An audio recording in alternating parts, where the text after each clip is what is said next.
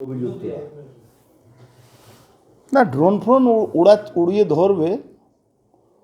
বাংলার পুলিশের অবস্থা তো জানেন কি আছে।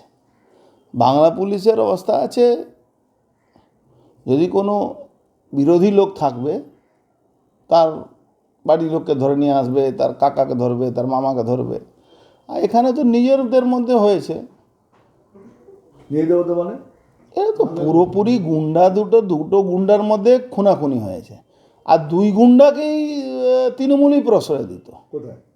নৈহাটিতে দুই গুন্ডাই তৃণমূল প্রশ্রয় দিত। কাল যে ঘটনাটা ঘটেছে, এখানে তৃণমূলের ছাড়া এখন আপনি বলুন বাংলায় কোনো বিজেপির ক্ষমতা আছে কোনো গুন্ডা, কোনো ক্রিমিনাল, কোনো তোলাবাজ, কোনো এক্সটর্শন নেওয়ার লোককে প্রশ্রয় দিতে পারে? এটা ক্ষমতা আছে? এইটা পুরো ঘটনাটা পার্সোনাল লেভেলে ঘটনাটা ঘটেছে। এই ঘটনার তো কোনো প্ল্যানিং ঘটনা না। মারামারিতে দুই পক্ষ থানায় যাচ্ছে, রাস্তায় ধরে পিটাপিটি করে মারা হয়েছে।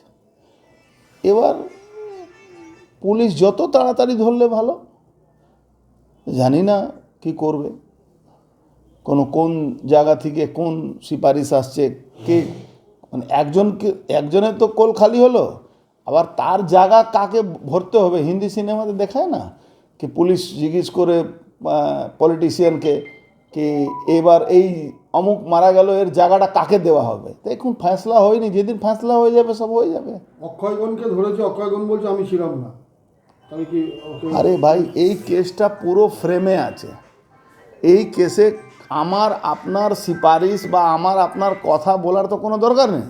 এটা পুরো ক্যামেরা ফ্রেমের মধ্যে আছে কারা কারা মেরেছে। সিসিটিভিতে ওই তো ক্যামেরা ফ্রেমের মধ্যে আছে কারা কারা মেরেছে। এখানে তো এটাও নয় কি এর পিছনে কে আছে, এর বাইরে কে আছে। এখানে তো সরাসরি মেরেছে।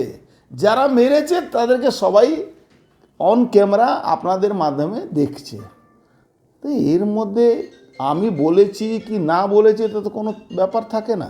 এখানে সবটাই ব্যাপার আছে পুলিশের ভূমিকাটা কতটুকু। যে জায়গাটা পুলিশ দাঁড়িয়ে থেকে ঘরবাড়ি ভাঙচুর করাচ্ছে, ন্যাশনাল হিউম্যান রাইট কমিশন 21-এ পোস্টপোল ভায়োলেন্সের পরে রিপোর্টের মধ্যে বলেছিল পার্থ ভৌমিক মূল নায়ক ছিল এই ব্যারাকপুর সাব ডিভিশনে। যে পোস্টপোল ভায়োলেন্সে যে খুন হয়েছিল, বাড়ি লুট হয়েছিল, বাড়ি পুড়িয়ে দেওয়া হয়েছিল, তার নায়ক ছিল। সিবিআই হয়েছে, জানি না সিবিআই ইনকোয়ারি কোন বস্তায় পড়ে আছে। কিন্তু স্টিল নাও এই ঘটনার পরে নিজের দুটো গ্রুপের মধ্যে খুন হলো, দুটো নাকি ক্রিমিনাল আছে।